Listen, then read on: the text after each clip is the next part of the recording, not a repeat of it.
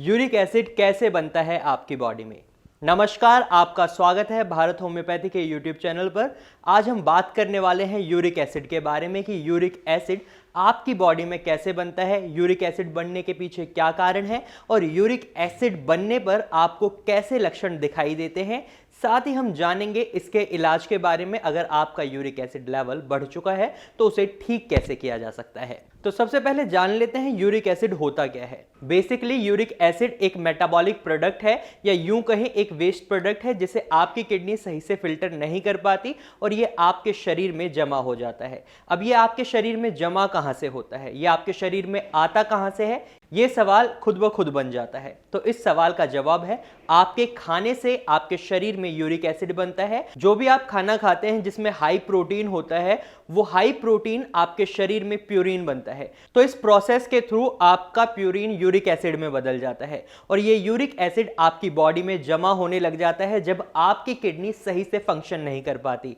जब आपकी किडनी सही से फंक्शन कर रही होती है तो ये यूरिक एसिड बाहर निकल जाता है। अब आपको कैसे पता चलेगा कि आपकी बॉडी में यूरिक एसिड कितना है और इसकी क्या नॉर्मल रेंज है? तो सबसे जरूरी हो जाता है इसकी नॉर्मल रेंज को जानना। तो यूरिक एसिड की नॉर्मल रेंज की बात, तो फीमेल्स में इसकी नॉर्मल रेंज है 2.4 मिलीग्राम पर डेसीलीटर से 6 मिलीग्राम पर डेसीलीटर तक। वहीं मेल्स की बात करें तो इसकी नॉर्मल रेंज 3.4 मिलीग्राम पर डेसीलीटर से 7.0 मिलीग्राम पर डेसीलीटर हो जाती है। अब आपके मन में सवाल आया होगा कि मेल की रेंज अलग है, फीमेल की रेंज अलग है, ऐसा क्यों?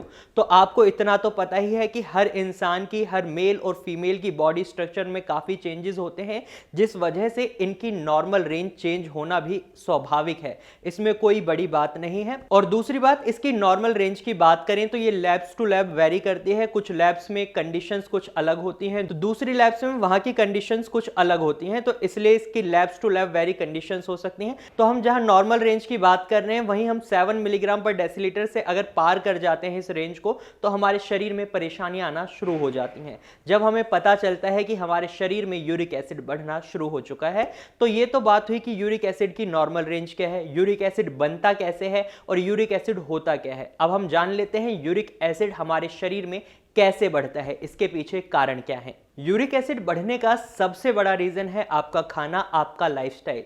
जैसे कि आप अपने खाने में एक्स्ट्रा प्रोटीन खाते हैं, एक्सेसिव प्रोटीन का इंटेक करते हैं, आप नॉन वेज खाते हैं, रेड मीट खाते हैं, सी फूड खाते हैं, आप वेजिटेबल्स में टमाटो, गोभी और आप ब्रोकली, दाल की बात करें तो आप राजमा और दूसरी जो भी दालें हैं उनमें ज़्यादा प्रोटीन होता है, जिस वजह से अगर आप उसका एक लिमिट में इंटेक कर रहे हैं तो सही है। लेकिन जब आप एक्सेसिव अमाउंट में इसका इंटेक करते हैं और वहीं जब आपकी किडनी खराब हो चुकी है, आपकी किडनी में खराबी आना शुरू हो चुका है, तो आपका एक्सेसिव अमाउंट में इंटेक करना आपकी बॉडी में यूरिक एसिड को बढ़ा देता है। और ये यूरिक एसिड जब बढ़ता है तो ये आपके किडनी उसको फिल्टर नहीं कर पा रही, तो ये क्या करता है, आपके शरीर में जमा होना शुरू कर देता है, जिस वजह से आपका यूरिक एसिड लेवल बढ़ना शुरू हो जाता है। इसके दूसरे कारण की बात करें कि आपके शरीर में यूरिक एसिड क्यों बढ़ता है, तो डायबिटीज इसका एक बहुत बड़ा कारण है। जो भी लोग डायबिटीज से परेशान हैं या फिर यूं कहें जिन्हें डायबिटीज की प्रॉब्लम है, उनमें यूरिक एसिड बढ़ना नॉर्मली देखा जाता है, क्योंकि डायबिटीज की जो मेडिसिन ले रहे होते हैं लोग,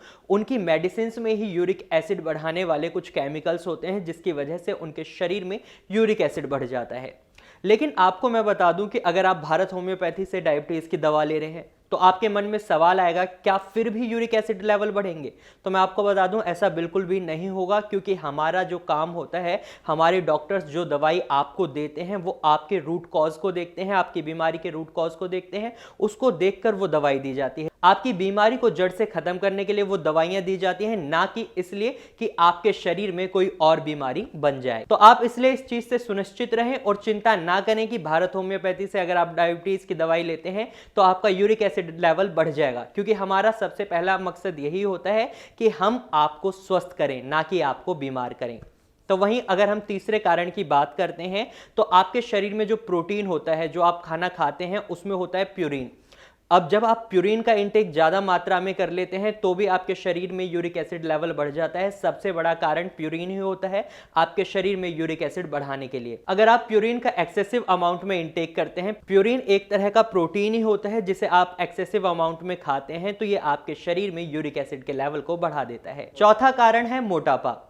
मोटापा होने के कारण भी कई लोगों में यूरिक एसिड बढ़ जाता है। भारत होम्योपैथी में कई ऐसे पेशेंट्स आते हैं जिनका यूरिक एसिड लेवल इसी वजह से बढ़ा होता है कि वो सिर्फ और सिर्फ मोटे हैं।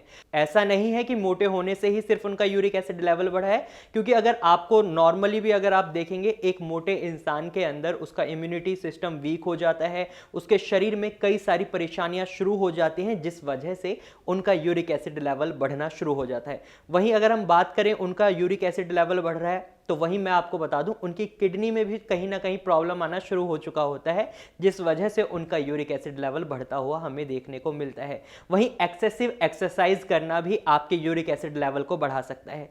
कई लोग क्या करते हैं, अगर वो ओवरवेट हो जाते हैं तो लोग सोचते हैं कि मैं जिमिंग कर लूंगा या मैं ओवर एक्सरसाइज कर लूंगा तो मैं अपने वेट को बहुत जल्दी रिड्यूस कर लूंगा। तो मैं आपको बता दूं ऐसा सोचना भी गलत है, क्योंकि एक लिमिट तक अगर आप अपने वेट को कम करते हैं तो ये अच्छा होता है। अगर आप सोचें कि मैं 10 दिन में 20 किलो वेट कम कर लूंगा तो ये बिल्कुल बेतुका हो जाएगा। इसका आपके शरीर पर एडवर्स इफेक्ट मिलेगा, उल्टा प्रभाव पड़ेगा आपके शरीर पर और इससे आपका यूरिक एसिड लेवल बढ़ जाएगा। यूरिक एसिड बढ़ने का एक कारण फास्टिंग भी है। जब आप व्रत रखते हैं तो अस्थायी रूप से आपका यूरिक एसिड लेवल बढ़ जाता है। इस कंडीशन में आपका यूरिक एसिड लेवल कभी बढ़ता है कभी कम होता है, लेकिन अगर आप इस पर ध्यान नहीं देते तो ये आपका यूरिक एसिड लेवल परमानेंटली बढ़ा हुआ रह सकता है, जिस वक्त आपको दवाइयों की जरूरत पड़ सकती है। यूरिक एसिड बढ़ने का एक कारण फ्रुक्टोज भी है, जिसे हम स्वीट शुगर कहते हैं। यानी कि जब आप फ्रुक्टोज खाते हैं, जैसे काइंड ऑफ हम कह लें कोल्ड ड्रिंक, या फिर आप सोडा ड्रिंक्स पीते हैं, या फिर आप फ्रूट्स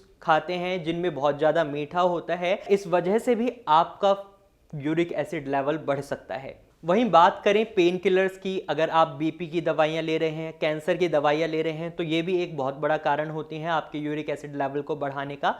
तो अगर आप ये सभी चीज़ें कर रहे हैं, बट देखिए सपोज अगर आपको कैंसर है तो आपको दवाइयां लेनी ही पड़ेंगी, लेकिन तो उसमें हमें क्या करना होता है, यूरिक एसिड लेवल को कम करने के लिए कुछ और दवाइयां शामिल करनी होती हैं। वहीं पेन किलर्स की बात करें तो हमें कोशिश करनी चाहिए कि हम पेन किलर्स को कम से कम खाएं, और पेन किलर्स हम जब ही खाएं जब डॉक्टर्स हमें एडवाइस करें। कई बार क्या होता है, लोग अपनी मर्जी से पेन किलर्स को खाना शुरू कर देते हैं। इसका साफ साफ मतलब है कि आप पेन किलर्स को एक्सेसिवली ना खाएं। अगर आपको बहुत ज्यादा रिक्वायरमेंट है तभी खाएं, या वरना फिर आप डॉक्टर की सलाह के बाद ही पेन किलर्स का इंटेक करें। ये तो मैंने आपको बता दिया कि यूरिक एसिड होता क्या है, इसके बनने के पीछे कारण क्या होते हैं, ये हमारी बॉडी में बनता कैसे है।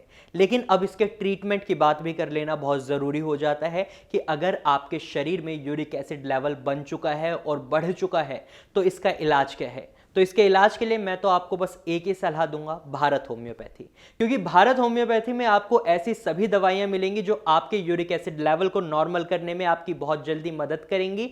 तो साथ में जो मैंने आपको कारण बताए हैं कि ये कारण है, इस वजह से आपका यूरिक एसिड लेवल बढ़ता है, अगर आप इन कारणों पर भी गौर करेंगे और इनके इंटेक को कम करेंगे तो भी आपका यूरिक एसिड लेवल कम होना शुरू हो जाएगा। साथ में आपको दवाइयों की जरूरत होगी, जिसके लिए आप भारत होम्योपैथी को चुन सकते हैं, क्योंकि भारत होम्योपैथी में आपको आपके मानसिक और शारीरिक विकास को देखते हुए दवाइयां दी जाती हैं जिनका कोई भी साइड इफेक्ट नहीं होता।